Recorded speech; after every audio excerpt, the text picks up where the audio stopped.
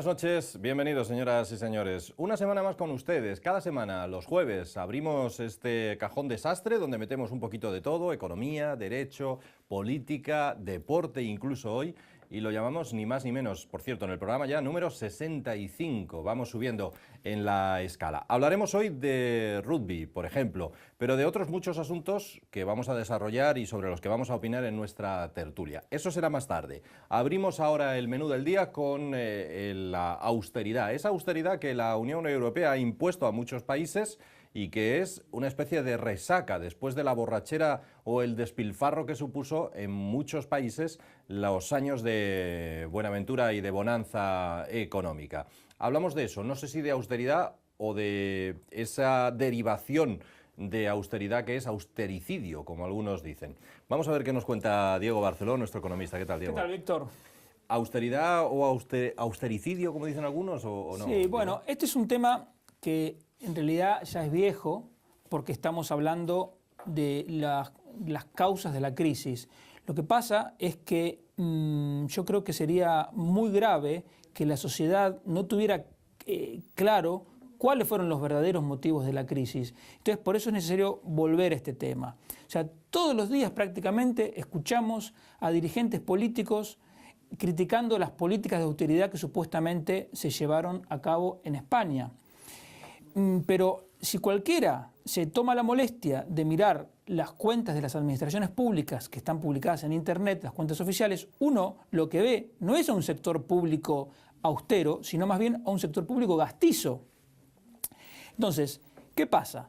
Es verdad que entre 2009 y 2014 el gasto público, antes de contar el pago de intereses, es lo que se llama el gasto público no financiero, de todas las administraciones públicas en España, se redujo un 10%. Entre 2009 y 2014 se redujo un 10%.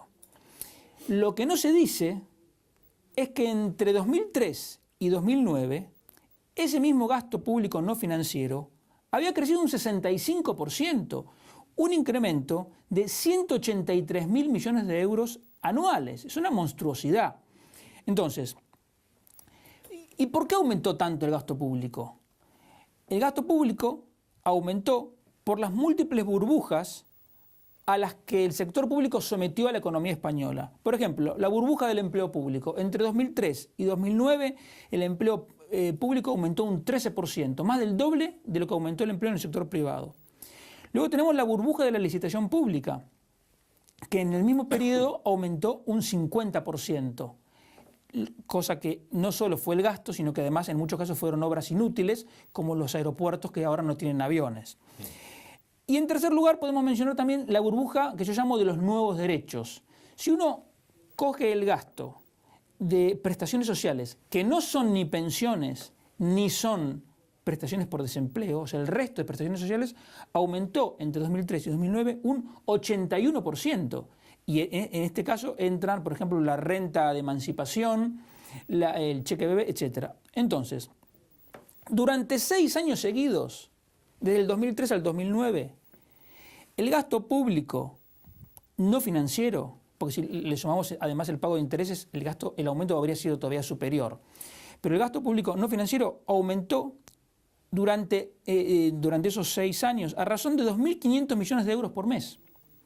Es decir, si hacemos la equivalencia semanal, durante 290 semanas seguidas, las administraciones públicas gastaron 635 millones cada semana más que en la semana anterior. Y por supuesto, como no podía terminar de otra manera, eso duró hasta que las burbujas explotaron. Y esto es importante tenerlo en cuenta porque si bien es verdad que hubo una crisis financiera internacional que fue el gatillo que terminó disparando la crisis en España, a consecuencia de esa política fiscal temeraria que tuvo entre 2003 y el 2009, hubiera tenido crisis igual, más tarde o más temprano. Entonces no tiene nada que ver la crisis financiera internacional con la de España.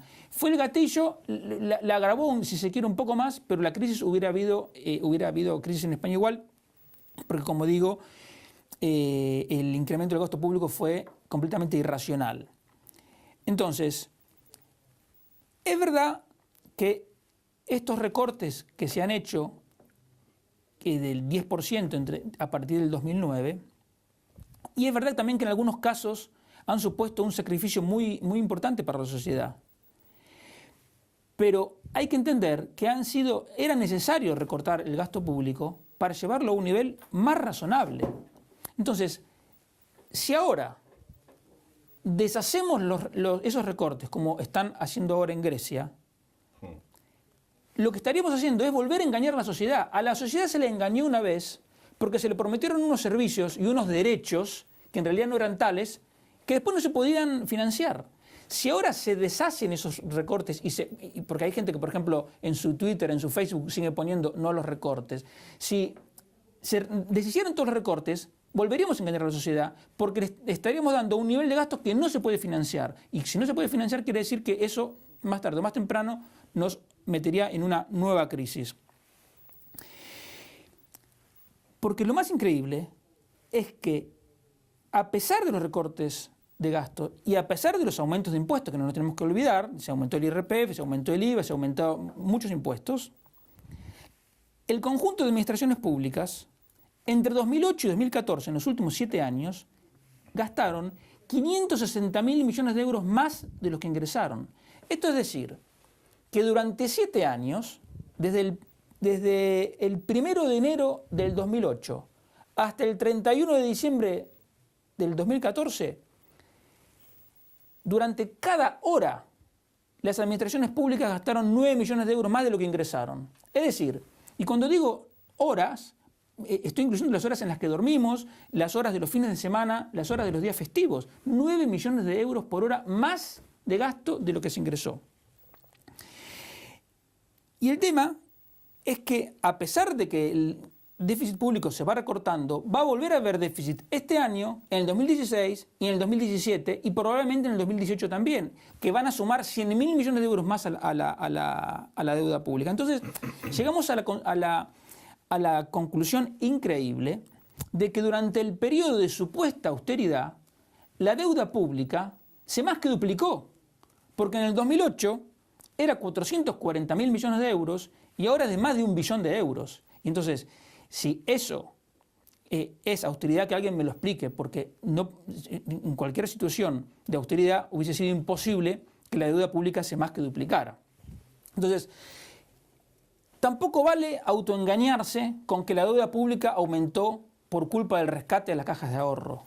Porque el rescate de las cajas de ahorro significó un aumento de la deuda pública de 45.000 millones. Es decir, el rescate de las cajas de ahorro ha significado menos de un 8% del incremento total de la deuda pública. Y yo recomendaría a la gente que tampoco se engañara con las soluciones mágicas del tipo de la reestructuración de la deuda. ¿Por qué? Porque en el caso de la deuda pública española, los principales acreedores somos los propios españoles. Es decir, a través de planes de pensiones, fondos de inversión, el Fondo de Reserva de la Seguridad Social, nosotros, los mismos españoles, somos los acreedores del Tesoro Público Español. Por lo tanto, cualquier quita, cualquier reestructuración, los primeros bolsillos que golpearían serían nuestros propios bolsillos.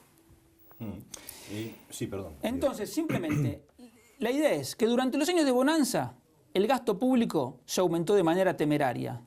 Cuando vino la crisis, se intentó enfrentarla todavía aumentando más el gasto público, como todos recordarán el famoso Plan E.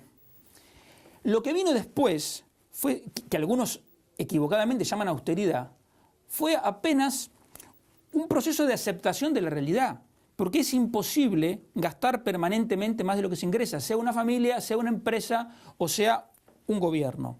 Entonces, la gente tiene que tener muy claro lo siguiente: la alternativa a reducir el déficit público es cometer lo que yo llamo un deudicidio. ¿Qué significa? Que la deuda siga aumentando hasta que se haga incontrolable y haya que reestructurarla de manera violenta, es decir, a través de una crisis económica que tendría que ser mucho más grave de la que tuvimos.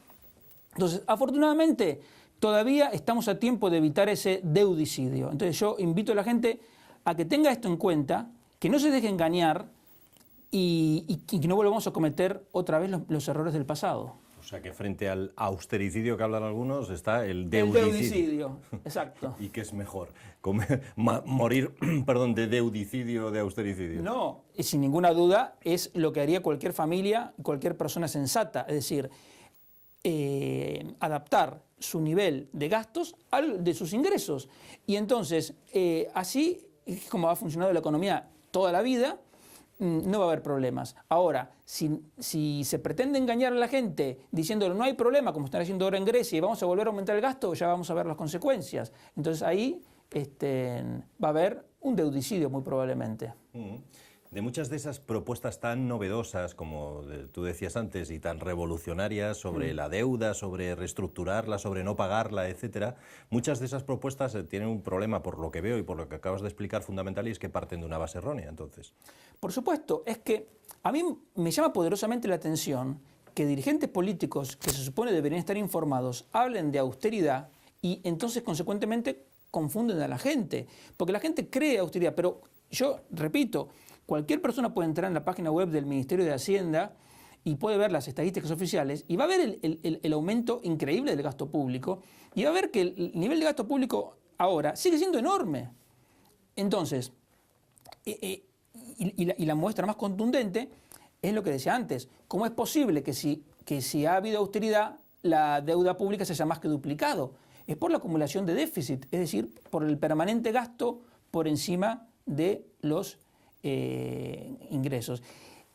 Y no olvidemos lo que también dije, que va a haber déficit otra vez este año, el año que viene, en el 2017 y probablemente también en el 2018. Es decir, la deuda pública va a seguir aumentando. Entonces, y con una política económica, digamos, llamémosle prudente. Imaginémonos si volvieran a hacerse cargo de la política económica, gente, digamos, con una visión temeraria y diciendo, bueno, no importa el gasto, gastemos y después ya vemos. Pues el problema en ese caso es que las malas consecuencias de esas decisiones no las paga el político que las adopta, sino que las paga la gente.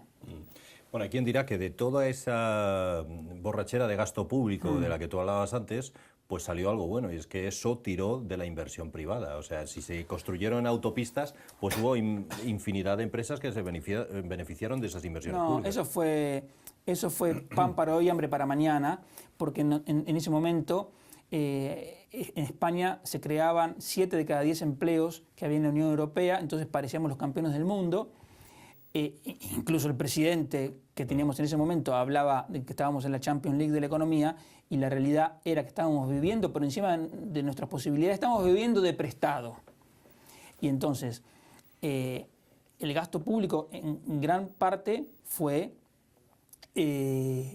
razonable, como los gastos en pensiones, por ejemplo, pero en gran medida también fue una irresponsabilidad. Y ahí está el plan E y los aeropuertos vacíos, las autopistas que van paralelas a otras carreteras, o sea que son inútiles, y desaladoras que no funcionan, y tantas infraestructuras que y gastos en general que se han hecho de manera completamente inútil. Entonces, a toda esa gente se le engañó, porque tuvieron un empleo que les duró mientras duró la fiesta. Y la realidad es que ahora tenemos en España 2,4 millones de personas que están paradas hace más de 2 años. Entonces, a esa gente lo peor que se le podría hacer es volver a engañarla diciéndole que hay soluciones fáciles y que hay atajos. No, lo que hay que decirle es,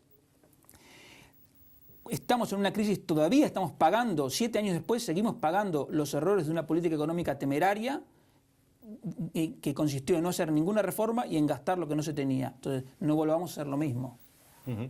Bueno, pues de algunos asuntos muy relacionados con todo esto vamos a seguir hablando en la tertulia, Seguro. lógicamente, como es el tema de Grecia y la que se ha levantado con la victoria de este partido similar a Podemos, dicen, ¿no? O hermano de Podemos. Así dicen, sí. Bueno, del yogur griego que se está montando en Grecia hablaremos después, señores. También de rugby, ya se lo decíamos. Todo ello enseguida, después de esta mínima pausa aquí en este Ni Más Ni Menos.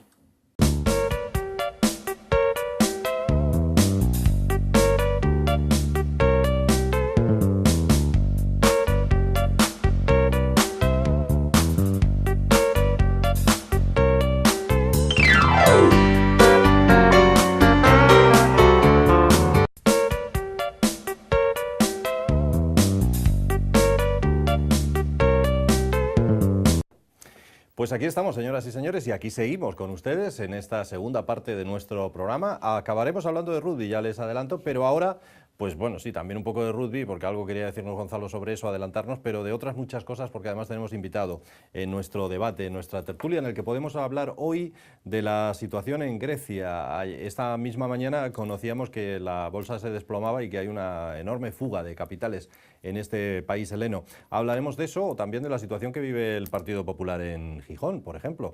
Bueno, vamos a dar la bienvenida a los invitados. Yo creo que empiezo dando de nuevo la bienvenida a Diego. ¿Qué tal, Diego? ¿Qué tal, Víctor?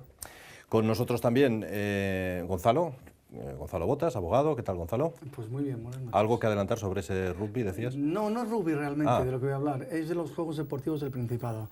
Esta manía de la izquierda de regularlo todo les ha dado por prohibir que los niños en los Juegos Deportivos del Principado puedan hacer más de un deporte de equipo. No me digas por qué. Luchamos contra el sedentarismo, luchamos contra la obesidad, luchamos contra el botellón, pretendemos darles ocio alternativo. Ahora, eso sí, deporte de equipo que no hagan más de uno. Porque claro, como hay algún funcionario que siempre tiene que ir más allá de donde debe, pues bueno, alguien muy listo debe haber decidido que tú puedes hacer 3 deportes individuales a la vez, pero solo uno de equipo. Sí, te gusta fútbol y rugby, por ejemplo, estás perdido, ¿no? Estás perdido, escoge. Solo Te obligan a escoger, o sea, con lo que además eso supone de sancionar de alguna forma a los deportes minoritarios, porque claro, si a un chiquillo le dices un deporte en donde tengo 40 partidos al año, un deporte en donde tengo 10 partidos al año, un deporte en donde tengo un montón de diversión y un deporte en el que voy a poder jugar 4 veces, pues al final le estás diciendo no juegues. Y eso es un círculo vicioso que hace y que destroza los deportes minoritarios precisamente donde se deben fomentar, que es en el colegio. No hay Dios que lo entienda, pero es que esos son así. Bueno, vamos a ver si algo nos puede explicar o no sé, sobre este asunto que es Luis Ventas, que es diputado del Partido Popular en la Junta General del Principado. Luis, bienvenido. Muchas gracias. Queda poco de esta legislatura ya, está acabando, así que podemos hacer casi balance. Queda un poco. En la próxima legislatura, ¿estará Podemos allí sentado en el hemiciclo asturiano o no? Bueno, eso parece indicar, ¿no? Las encuestas de opinión que se vienen realizando, ¿no? Todo parece que sí estará. Las que ustedes hacen, las que el Partido Popular tiene, también lo indica así, ¿verdad? También lo indica así. Todo el mundo, todos los partidos y todas las organizaciones supongo que hacen sus encuestas de opinión. Y sí parece que va a estar la izquierda radical en la Junta General del Principado de Asturias. Bueno, en todo caso, si fuera así, es la decisión de los asturianos y todo el respeto, ¿no? Creo que ni Asturias ni España necesita radicalidad de ningún tipo, pero bueno, en todo caso, como digo, máximo respeto por las decisiones soberanas que tomen en un momento dado los asturianos a la hora de emitir su voto libre, ¿no? Como lógico. Justamente esa es una pregunta que te quería hacer, Luis. Porque digamos, ahora en la Junta hay 5 partidos. Sí. Luego, de acuerdo a los resultados de las elecciones al Parlamento Europeo, hemos visto que proporcionalmente Asturias es donde Podemos tiene más inserción. Luego tenemos que parece ser que Ciudadanos también está creciendo mucho. Y está Vox, ¿no? Por ahí, con menos fuerza, pero ahí está. Y hace poco leí un artículo en El Confidencial en el que decía que Pedro Arriola le había dado a Rajoy una encuesta en la que decía que el PP de Asturias estaba peleando por ganar las elecciones. Y eso me sorprendió, dado que yo creo que es la comunidad donde el resultado electoral es más incierto. Pero ¿cuál es la perspectiva de ustedes?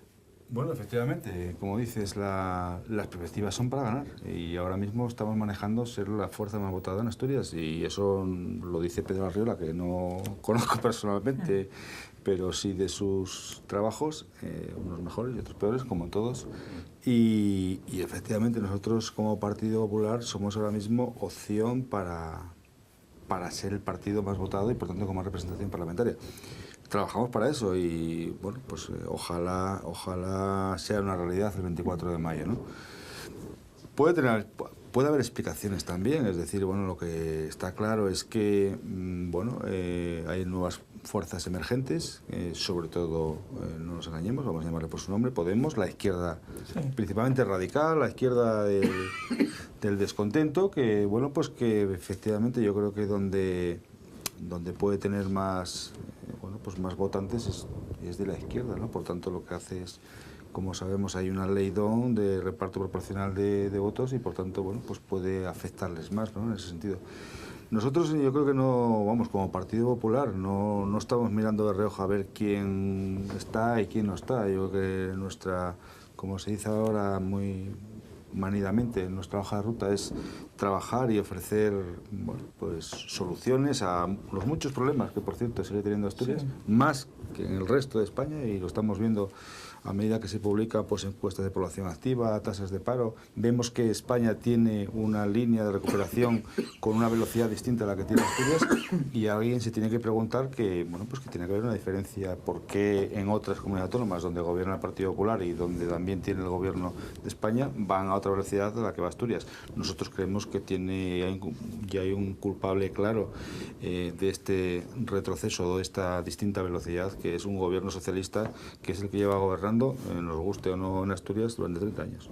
Luis, yo que esa reflexión que acabas de hacer la comparto totalmente. Mi reflexión es la siguiente. Yo creo que el PP, como partido de gobierno, hace las cosas en términos generales razonablemente bien. Yo discrepo de algunas importantes, pero creo que las hace en lo esencial razonablemente bien, pero creo que también tiene un problema de comunicación.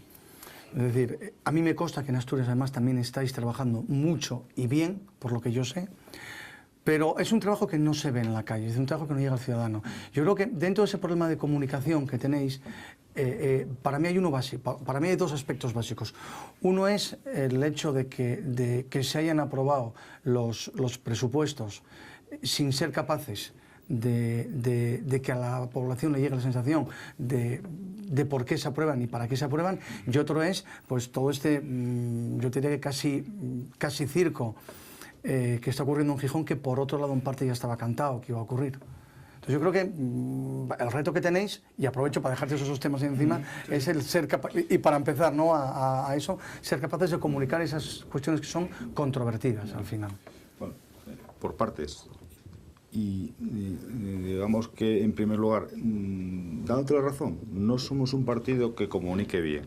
Eso está clarísimo, porque yo creo, y como tú dices, si comunicásemos bien, posiblemente la sociedad tendría otra percepción. Evidentemente el gobierno comete fallos, que el gobierno no comete fallos, pero bueno, hay que valorar y hay que poner en la balanza en qué situación estaba este país y en qué situación está. Datos objetivos. Luego ya, digamos, la víscera la dejamos para cuando seamos viscerales, pero objetivamente, ¿no? Para y eso izquierda, es verdad. La víscera para la izquierda. Bien, efectivamente. A mí me gustan las vísceras, sí, me gustan las viejas. Sí. Esa es Sí, otra. Pero bueno, casquería. lo entiendo. Y eso es así, y eso efectivamente pues es un debe que yo creo que ya forma parte, no sé si como dicen ahora, del ADN ya del partido. Nunca hemos sido capaces de explicar claramente. ¿Sabes por qué? Yo creo, Gonzalo, porque yo creo que no somos tan demagógicos como la izquierda.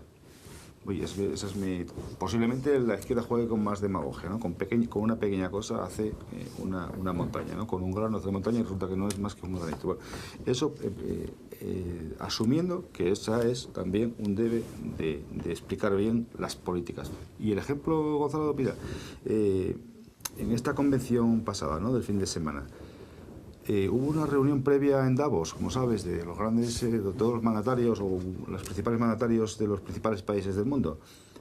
Y espontáneamente fue Mariano Rajoy, el presidente de España, el que le invitaron y pusieron como ejemplo de país de cómo había salido de una crisis, y antes hablaba Víctor de Grecia, una crisis que iba camino de llevar los pasos que ahora mismo en los que está Grecia, ¿no? Por tanto, pues claro, cuando todo el mundo conoce fuera de España y valora a España como tal, y aquí no somos capaces ni de valorarlo ni de explicarlo, pues hay que reconocerlo, y eso es un debe, ¿no? Por tanto, creo que está. Y en ese debe hacía referencia a los presupuestos por un lado, y hacía esta referencia también bueno, yo creo que ya de comunicación, lo de Gijón no es comunicación, ya es otra cosa, ¿no? Yo creo que no es lo mismo. El tema de los presupuestos, y yo creo que la presidenta, yo creo que ha intentado explicarlo y creo que lo está explicando y lo ha explicado, pero bueno, es verdad que bueno, hay varias razones. Lo primero, un gobierno malo con una posición mala, catástrofe, caos. creo que nosotros somos conscientes de que hay un gobierno malo y no podemos ponernos en la misma situación que el gobierno. Por tanto, creo que tomamos una decisión arriesgada desde el punto de vista político, pero que creo que necesaria para los asturianos. Necesaria para los asturianos porque estamos hablando de un presupuesto que no es apoyar a un gobierno socialista, porque tampoco va a mi ADN apoyar a un gobierno socialista, ni el del Partido Popular en general. Eso efectivamente no se entiende. O sea, que los presupuestos del PSOE en el Principado salgan adelante con el voto del PP... No se entiende. Claro, Víctor, yo tampoco lo... A mí me trasladan a 10 años antes y me dicen, vas a tener que votar, y me dicen en un papelito, en el año 2014 vas a apoyar los presupuestos del Partido Socialista. Lo primero pensaría que yo no iba a ser diputado porque no estaba en mi mente, y lo segundo que diría, vamos, creo que sería lo último que hago. Pero yo creo que hay que también trasladarse al momento actual. El hecho de que entrar en una segunda prórroga, nosotros entendemos que para los asturianos hubiera sido mucho más negativo el hecho de tener los presupuestos, eso está claro. Y hay, bueno, pues muchas políticas que dependen, como sabéis, de los presupuestos, de inversiones, de salario social, de bueno, muchas cuestiones que posiblemente Asturias separaría. Y luego nosotros hemos, evidentemente, en una negociación presupuestaria, que duda cabe, y en cualquier negociación, bueno, pues se pide el 100 y acabamos... se acaba siempre cediendo, ¿no? Cuando hay realmente un interés en llegar a un acuerdo. Y el interés nuestro, principalmente, evidentemente hemos dejado cuestiones por el camino, como era el impuesto de sucesiones, como era bajada de otros impuestos, como el impuesto de patrimonio, pero bueno, hemos conseguido al menos una rebaja de impuestos en el IRPF del tramo autonómico. Es importante añadir a la rebaja que ya ha hecho el gobierno de Mariano Rajoy, que ha entrado en vigor. Y también hemos introducido, puesto que es un tema que para nosotros importantísimo desde el punto de vista del partido, lo que es la educación. Nosotros creemos muchas cuestiones en la educación, que no podemos porque es una cuestión clara de gestión de gobierno, pero sí por lo menos hemos introducido temas de deducciones fiscales, en temas de guardería, en temas de compra de libros. Quiero decir que, bueno, un poco en la línea que hemos desarrollado a lo largo de estos meses, buscando, pues bueno, libros gratuitos, las guarderías, facilitar, porque al final cabo estamos facilitando el que los empleos bueno, pues de un matrimonio normal que gana pues los 1.000 euros, si los gana por cada uno, pues que tenga que pagar un 30% para guardería. Por tanto, a veces casi dice, pues no trabajo porque me quedo en casa, ¿no? Entonces, bueno, un poco en esa línea. El tema de Gijón, que me decías, no sé si queréis o... Bueno, pero bueno, no, del tirón. Sí, vamos al grano, para que... No, vosotros... portugués, yo puedo seguir. Sí, sí. El tema de Gijón, es largo el tema de Gijón, muy largo. Nosotros hemos dicho que acatábamos la sentencia y que no la compartíamos, y yo lo mantengo. Y yo creo que es algo que puede estar dentro de la lógica, tanto jurídica como política. ¿Acatamos la sentencia o recurrirla, ¿no? Esas son las dos posibilidades. La hemos acatado y la hemos cumplido, y eso es lo que hemos hecho. Alguien, parece que los que han recurrido, o los que han ganado la sentencia, querían que la recurriésemos. Algo, creo que bueno, que Gonzalo, tú en derecho es lo más llamativo seguramente que te puede haber ocurrido. A mí me tú sorprende. ganas una sentencia y tu cliente te dice, no, a ver si la recurren. Oye, pues vamos Sí, a ver. querían hacer más ruido, y lo demás, lo curioso es que luego no se presenta ese mismo, ¿no? Claro. Es una cosa un poco extraña, sin duda. Entonces, bueno, yo creo que aquí ya nos da un poco la idea de lo que estamos hablando. ¿Sí? Pero mira, yo en el tema de Gijón no me limito al tema de la sentencia. Y fíjate que yo soy un gran defensor de la mentalidad y de la moral anglosajona. Pero se presenta un candidato que yo creo que además fue el que ganó finalmente. Y todos sabemos cómo funcionan los partidos, por lo tanto, un cierto parabién del partido tenía que tener. Da igual que lo niegues, porque No, decir, pero- eso es un hecho para mí, ¿no? Pero es lógico Bien. que tenga para bien, Bien, pero... pues, yo digo, nadie miró que este candidato, que este chaval, al fin y al cabo es muy joven, tenía una historia que podía saltar y no tenía un plan B. Y ahí es donde voy precisamente a la mentalidad, si quieres, anglosajona. Todos estamos acostumbrados a ver cómo opciones políticas y personas en política se presentan, dan un paso al frente, y cuando les vienen mal dadas y no tienen un plan B, se estrellan. Entonces, ¿qué digo un plan B? Oiga, usted tiene una historia, cada uno tiene la suya, que además si uno aprende de su propia historia, de los aciertos no aprende nadie, de los errores solemos aprender todos. Sí. Hay algunos que ni de los errores aprendemos, pero bueno, él tendría que haber tenido algo para explicar, pues miren señores, yo fui así, hice esto mal, soy una persona distinta, he aprendido de esto, tengo una experiencia vital que otra gente no tiene, y me vale. Yo cuando discutimos ese tema aquí puse el ejemplo de George Bush hijo, vale, era hijo de George Bush padre, pero era un alcohólico. Era un alcohólico, un tío que ha tenido problemas legales con el alcohol, que ha tenido muchas cosas. Y él tenía una explicación, tenía una forma de explicar lo suyo, obviamente como parte de su historia. Entonces yo creo que ahí es todo como un lío. A ver, la sentencia para mí es impecable y solo le falta una cosa, que es que no toca el tema esencial, que tanto el PSOE como el PP ya han perdido más asuntos por este tema, que es el tema de la privación de derechos a un afiliado. Privación de derecho, participación democrática, que es el esencial que tú tienes, que va por encima, es decir, eso, oiga, usted o me da de baja, o si me mantiene como afiliado, déjeme votar. O sea, no podemos condicionar la participación democrática al estar al corriente de cuotas, siempre y cuando lo mantengamos como afiliado. Bueno, eso está dicho por los tribunales ya. Sentencias que también acató el partido, ¿eh? Vamos a ver, entendiendo que lo que planteas, ¿no? Como sentencias que ya tienen, bueno, pues no sé, jurisprudencia o ya están digamos... bastante consolidadas. Consolidadas o... Nosotros no seguimos las pautas de los estatutos, y Gonzalo, tú eso sabes que eso es así, que nos hemos equivocado, o el juez dice que nos hemos equivocado a la hora de no facilitar el censo, bueno, pues ahora mismo lo hemos, digamos, en cumplimiento de la sentencia, el censo está aquí. Es verdad, y tú lo sabes muy bien, o lo sabéis muy bien, que el tema de los lo que son los datos, hay que tener mucho cuidado también con ellos. Es decir, bueno, aquí la privacidad de los datos de cualquier asociación, de cualquier partido, tal, es un tema, como sabes, delicado. En todo caso, en ese sentido, nosotros como partido, me estoy refiriendo, lo que hemos hecho ha sido un censo. Aquí está el censo a disposición de los que se presenten, en este caso hay un candidato ahora, aquí está a disposición, porque no tenemos ninguna intención ni de vulnerar las leyes ni vulnerar las sentencias, más al contrario, cumplirlas. Y además, desde el punto de vista político, creo que estábamos en la obligación de hacerlo rápido, porque yo creo que bueno, pues es necesario también para dar un poco. Yo hablé alguna vez de ejemplaridad y no quería tampoco porque bueno, cuando cumples una sentencia, pero creo que hemos resuelto, entre comillas, hemos dado el paso y hemos tomado decisiones, yo creo que en tiempo récord, de cumplimiento de la sentencia eso sin ninguna duda. Y yo creo que eso también es aclaratorio de los tiempos que corren. Bueno, no sé si es un ejercicio de transparencia, pero digamos que es un ejercicio de convicción de las reglas que en este caso de una sentencia o del si alguien nos pega un tirón de orejas porque se ha hecho mal, pues oye, rápidamente rectificar y hacerlo bien, que ese es nuestro... Porque yo creo que los tiempos en política han cambiado. Esto no es lo mismo que hace 5, ni hace 10, ni hace 20. Y eso, Gonzalo, tú lo sabéis perfectamente. O sea que no vale andar con tapujos, no vale andar con circunloquios, no vale andar con... Hay que ir al grano, hay que ir con claridad, y a veces nos equivocamos, evidentemente. Estaba pensando en el tema de la comunicación, de la incapacidad para comunicar el PP, y hay dos temas que yo siempre tengo en mente.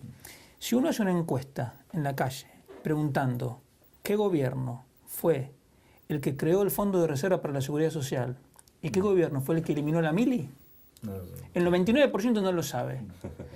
Eso, y es algo tan fácil de explicar bien, y eso va a dos puntos centrales, uno a la juventud y otro a los pensionistas.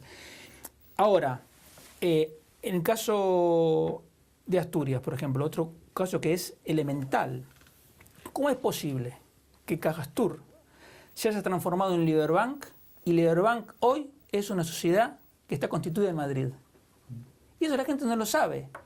Y entonces, si a los responsables políticos, en este caso socialistas, tuviesen que explicar eso, ya es que es un, como decimos en Argentina, un pase-gol.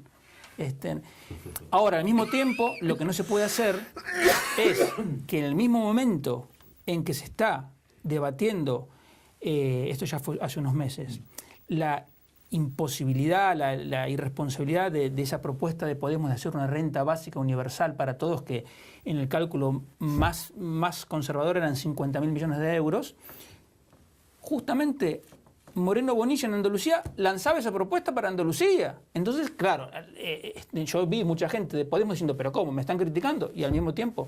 Entonces, esos son errores que son inconcebibles. Sí, yo estoy de acuerdo. Yo critico que sea...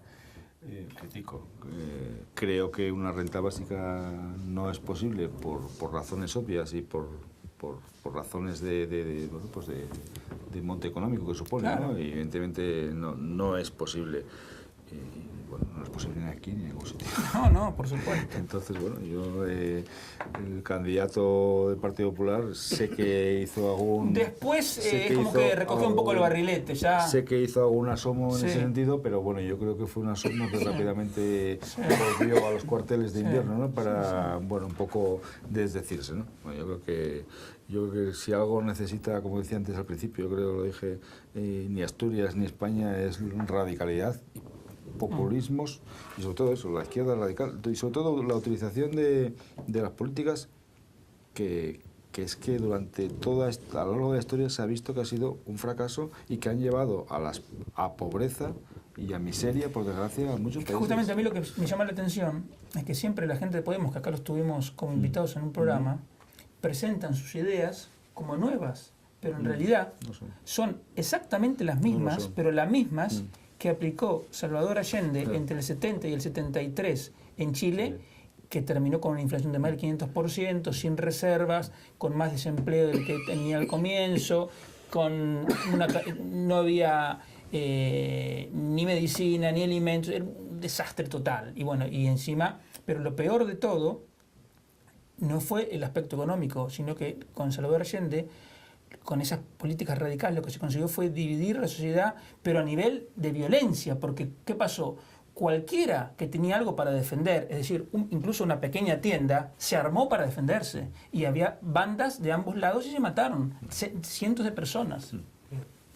Oye, digo, ¿puede ocurrir que Grecia diga no pago la deuda? ¿O Sí, eso es una posibilidad que no? A ver, poder lo puede decir. Las consecuencias van a ser trágicas, sobre todo para los propios griegos.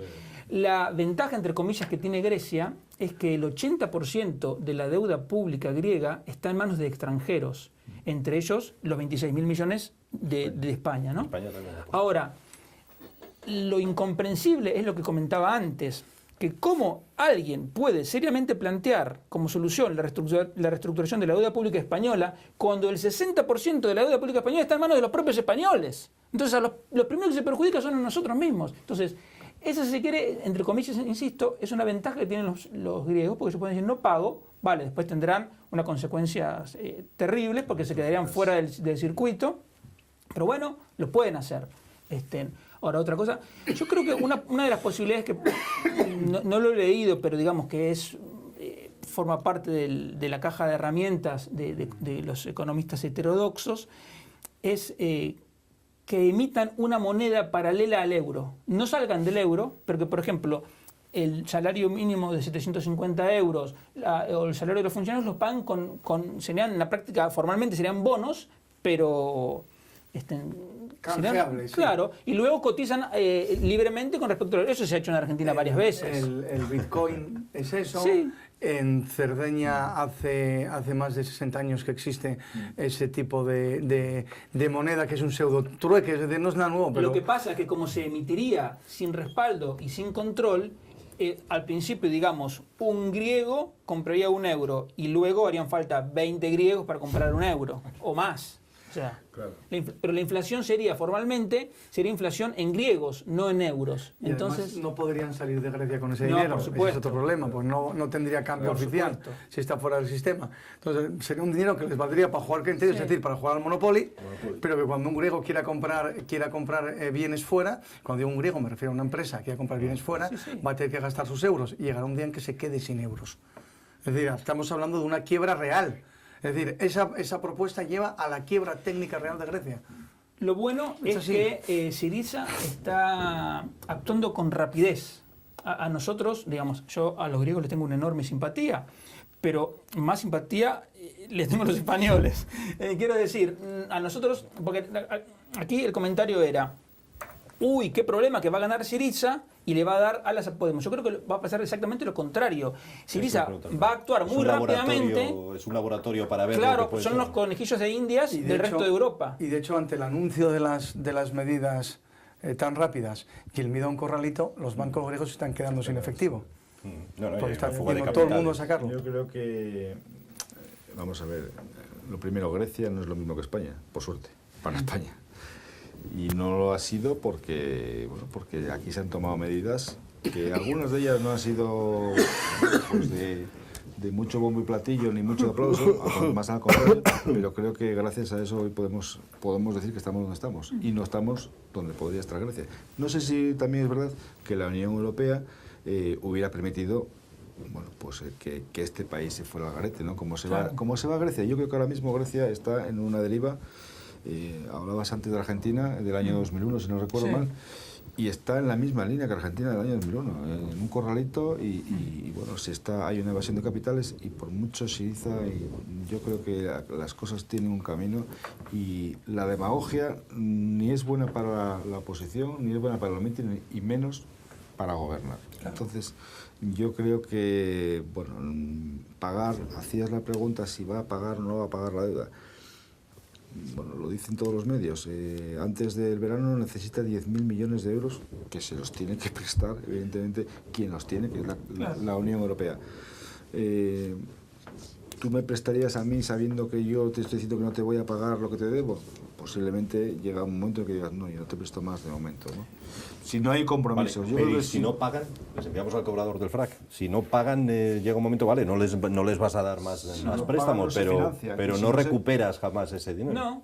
No, pero yo creo que aquí el problema, y Sí. el problema que lo es para España, 26.000 millones de euros que tienen una deuda con España, pero creo que hay que ser, bueno, por elevación, ¿no? Yo creo que hay que ver que está un país, bueno, pues en una quiebra de todos los sentidos y que hay ciudadanos, creo que son 10 millones de griegos, que creían que alguien les venía a salvar, pero ahora lo que les viene es a echar, estaban en un hoyo y ahora le echan hacer más hambre. Y ahora le echan tierra encima. Lo trágico, claro, es que no nos olvidemos de una cosa, y que se lo comentaba a Víctor antes de empezar, lamentablemente, cuando terminen quebrando, ellos ya deben saber a quién le van a echar la culpa, pero no van a decir que van a hacer sus propias políticas. Ese es el problema. Claro, y lo que pasa es que, como también comentábamos con Víctor, la gente no es analista económica, no es analista de leyes, entonces una comunicación es esencial. Y otra vez volvemos al tema de la comunicación. Si Syriza, en este caso, es hábil comunicando, puede convencer a la gente de que toda la culpa de la crisis es porque Merkel no fue suficientemente flexible como para... La demagogia. Claro. Pero eso también es muy fácil de combatir. Es decir, tú pones una fotografía de Venezuela y una fotografía de España. Esto es Grecia, esto es España, ya está. ¿Qué quieren ustedes? ¿Esto o esto? Ya está, un supermercado lleno, un supermercado vacío. Sí, pero... Colas para comprar papel higiénico. Pero el sectarismo y las consignas superan cualquier prueba, porque justamente el sectarismo va más allá de la razón, pero ¿no? es que hay que darse batalla también. Sí. O sea, la gente cuando pasa hambre, si tú él le va a decir, no, es que él te lo quitó, va a decir, no, mira, es que él tiene y tú no tienes. Mira, es culpa tuya. Yo me acuerdo de un artículo que no me acuerdo en qué periódico leí, que hay una isla, una de las tantas islas que hay en Grecia, tiene, digamos, 1.200 habitantes. Y de ellos había 700 que cobraban el subsidio de la ceguera. O sea, lo que demuestra que era una corrupción por todos lados, pero impresionante. No sé cuántas peluqueras jubilaron a los 44 años porque decían que trabajaban con productos tóxicos. Entonces eso no tiene la culpa a los alemanes. Entonces es parte de la fiesta que ahora hay que pagar. El error fue haber dejado entrar a Grecia en el euro. ¿Por qué? Porque cuando el Tratado de Maastricht pide un límite de deuda pública del 60% del PIB para entrar a la moneda única, Grecia ya tenía el 100%. Entró con el 100 y ahora está en el 180. Bueno, lo que pasa es que engañaron con las cuentas públicas también. Yo creo que llevan engañando. Bueno, pero llevan esta engañando en las cuentas. Con las cuentas públicas, sí, también. Engañas a quien se deja, también. Nos quedamos sin tiempo, señores, así que lo último que queráis aportar, bueno, agradecer supongo la presencia aquí de Luis, Gonzalo. Sin ninguna duda. ha sido muy poco tiempo, me temo. Pero... Yo me voy a quedar de todo esto con que me da una explicación que me gusta del apoyo a los presupuestos, que es que este año voy a pagar menos impuestos. Ya es una explicación que me gusta, que a lo mejor o sea, que hay que decirlo más. Por el pacto del Duerno este que decían, realmente. Bueno, yo del pacto del Duerno siempre digo lo mismo. A mí del que me lo contaron es el que lo denunció. ¿Te lo traduzco? Sí, no hace falta. Bueno, señores, Luis, muchísimas gracias por estar aquí. Muchas gracias a vosotros. Invitado hoy en este tertulia. Igualmente, Diego. Muy bien. Encantado. Y no nos vamos, señoras y señores, porque como saben, como les veníamos anticipando, todavía tenemos un tercer bloque hoy. Vamos a hablar un poco de deporte, de rugby, para despedir este ni más ni menos de hoy. Será en unos instantes.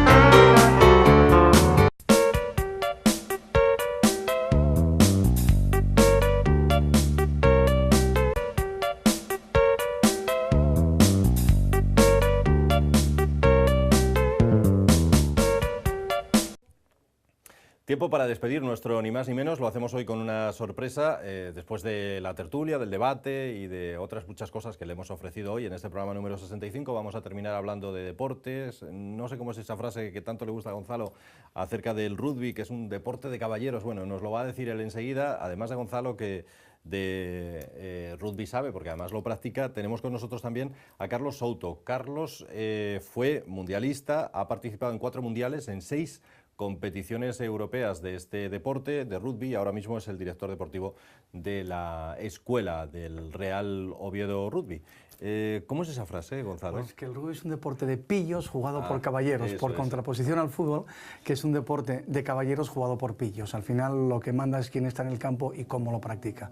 Poco importa cuáles sean las reglas si no se respetan. Y lo esencial del rugby es que las reglas se respetan siempre. Lo jugué. Yo también lo jugué.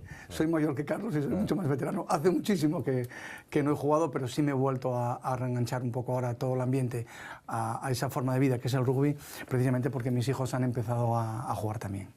Bueno, con nosotros está Carlos Souto, que como decíamos antes es el director deportivo del Real Oviedo Rugby, acostumbrado a tratar con los chavales y con los no tan chavales. Definición rápida de Gonzalo jugando al rugby.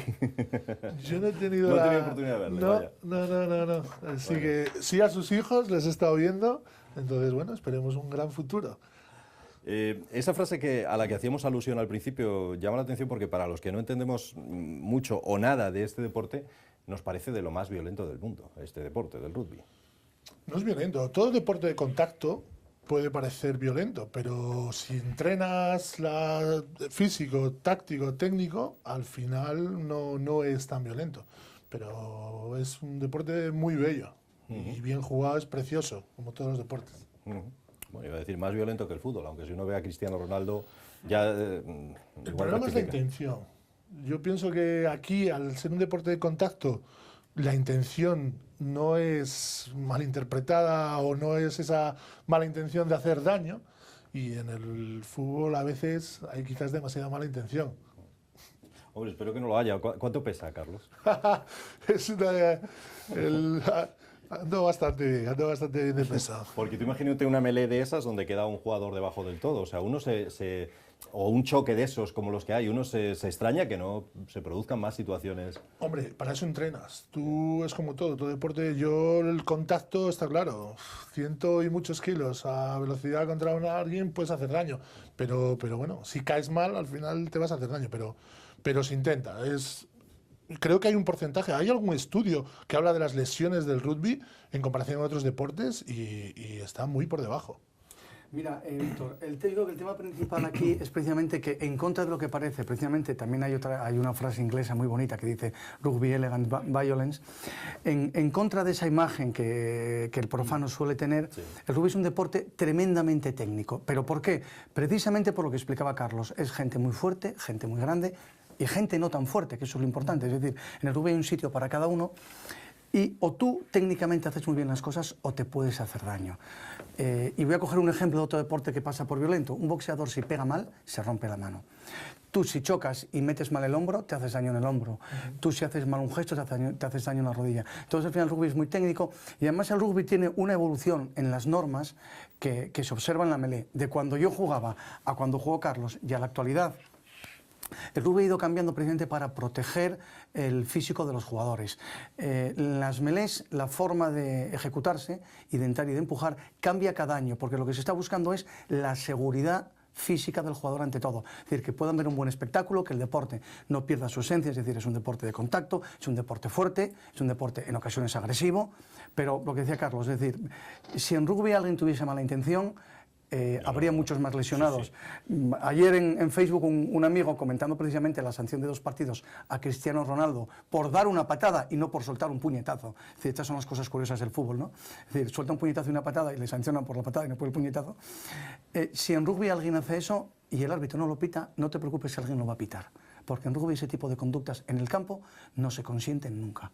Y cuando digo alguien no va a pitar, es que a lo mejor es alguien de su equipo o a lo mejor es alguien de fuera. Yo invitaría, y siempre lo digo, a quien quiera saber lo que es el rugby, que suba a ver un partido del Oviedo cualquier día o que ponga la televisión cuando ponen rugby. Y va a observar cómo el público se comporta, cómo la gente sabe lo que hay, cómo la gente no grita al árbitro, no discute con el árbitro. Cuando tu propio aficionado, como tú hagas una acción desleal que ponga en peligro el físico de otro jugador, te abuchea a ti, te llama la atención. Yo solo viví en el partido de rivalidad por excelencia, un Inglaterra-Francia en Twickenham, un jugador inglés sacudió en aquel momento era la estrella de Francia, chaval, aquel que llamaban el cavernícola de las melenas, le sacudió fuera de sitio y todo Twickenham empezó a hacerle a su propio jugador internacional. Eso en fútbol no lo verías. En fútbol aquí sacuden a otro y le animan para que siga.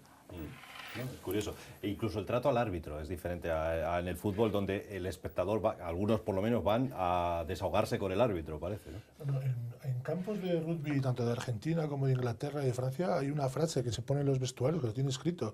Si usted no está dispuesto a respetar al árbitro ni al contrario, por favor, no entre. Ese es el primer lema que... Entonces, ya ahí, partiendo de eso, no tiene el árbitro, digamos que casi es Dios en el campo. Lo que él dice, va a misa. ¿En Argentina hay afición por el rugby? Mucho y muy buen rugby. Curioso, me sonaba Argentina del fútbol, ¿no? Como deporte nacional, Diego, pero no. Muy buen nivel, ha estado trabajando siempre muy bien. Y lo que hablábamos antes de lo de las agresiones, en las grandes ligas de Francia, Inglaterra, hay una comisión permanente que revisa cada partido. Y lo que el árbitro o los linieros no hayan visto, se sanciona igual. El año pasado, un jugador de un club top de Inglaterra le cayeron, creo que 5 o 6 meses de sanción por una lesión que causó otro jugador. Eso en otros deportes normalmente no se ve. ¿Y aquí en España, o más concretamente en Oviedo, hay afición por el rugby? Se está trabajando en ello. Está claro que al final los resultados son importantes. Entonces el primer equipo lleva a Sabito trabajando varios años con él y es importante mantener el nivel, intentar subir a División de Honor. Y luego la labor de la escuela se está trabajando muy bien estos últimos años, se ha trabajado muy bien. Ahí hay que reconocerlo, que ha ido cada año aumentando los niños. Entonces, si se aumentan los niños es porque algo se está haciendo bien. Yo acabo de llegar, entonces estoy viendo cómo se trabaja, porque las cosas que van bien, solo hay que perfeccionarlas, hay que mejorarlas, no hay que cambiar lo que va bien. Uno se imagina que los niños que vayan a esa escuela de rugby deben tener unas características físicas concretas, fuertes, altos, o no necesariamente, como decía antes Gonzalo. No, es lo que decía Gonzalo, aquí el rugby vale todo el mundo. Grandes, pequeños, lentos, rápidos, porque cada uno se le entrenará para lo que necesitemos en el campo. Entonces eso es lo importante. Hay que tener en cuenta, Víctor, que hay 15 puestos en un equipo de rugby.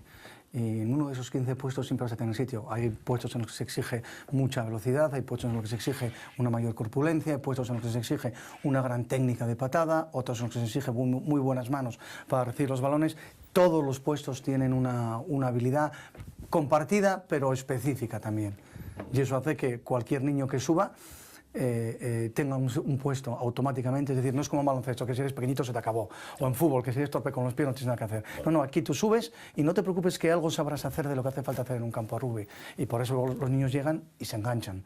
Y además, hablamos de niños. Tú déjale a un niño un balón, déjale a un niño que se empuje, que se ensucie, que juegue, que vea que hay buen ambiente, que se ríen, que la gente no echa cuento y no se enfada, y ya verás cómo ese niño quiere volver todos los días. Hay muchísimos niños que vienen de otros deportes, que conocen el rugby de casualidad y que se quedan.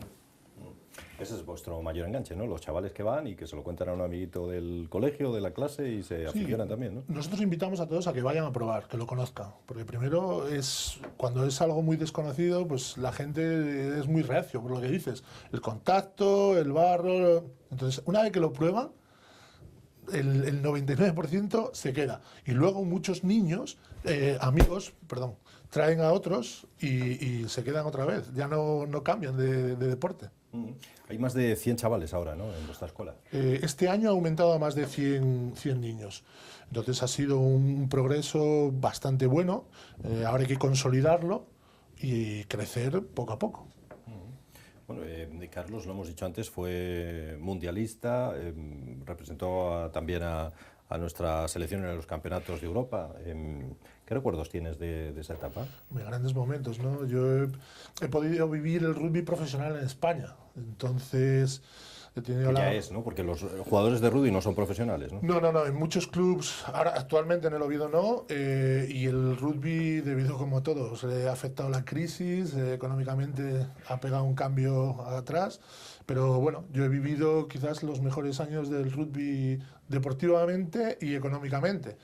He tenido esa gran suerte y claro, competir con los mejores, porque al final es competir, se trata, es como disfrutas. Entonces para mí, y encima con mi hermano gemelo, he podido tener esa gran suerte. Con Sergio. Sí, entonces para mí es lo máximo.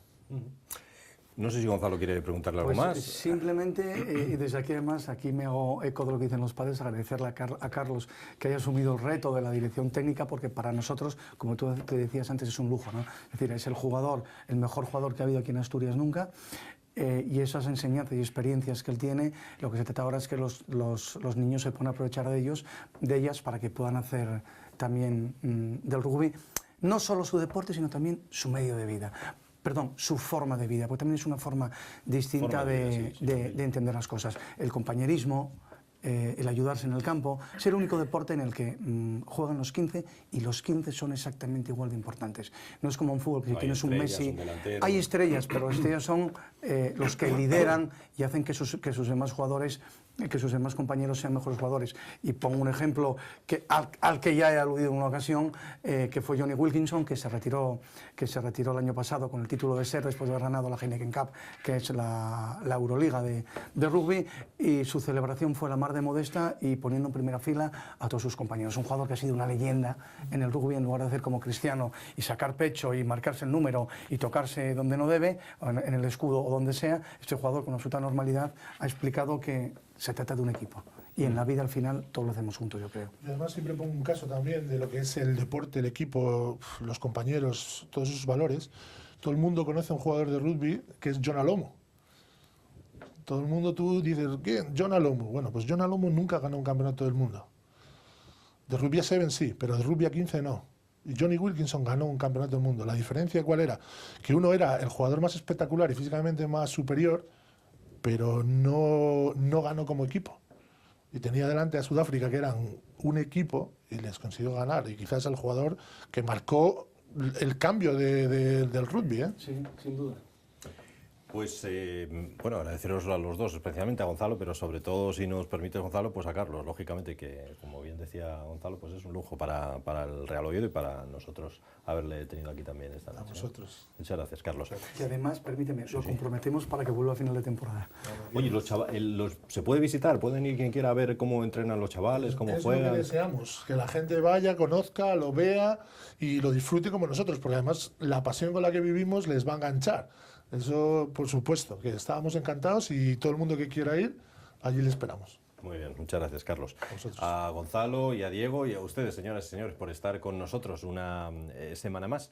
Volvemos, como siempre, el próximo jueves con nuevos temas, nuevo debate, economía, derecho, todo lo que compone nuestro Ni Más Ni Menos. Hasta la semana que viene. Buenas noches.